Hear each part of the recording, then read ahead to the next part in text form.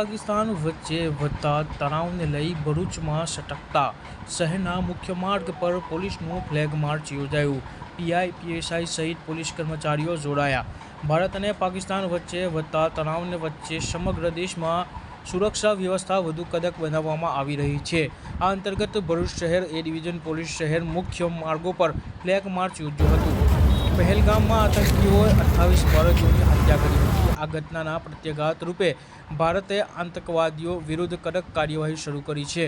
Bharat air force પાકિસ્તાનમાં આવેલ આતંકવાદીઓના 9 બંદરો પર નષ્ટ કર્યા છે। આ કાર્યવાહીના કારણે બંને દેશોમાં તણાવ વધ્યો છે।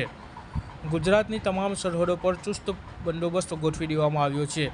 ભરૂચ જિલ્લામાં એસપી મયુર ચાવડાની સૂચના મુજબ પોલીસ સતર્ક બની કામગીરી કરી રહી છે।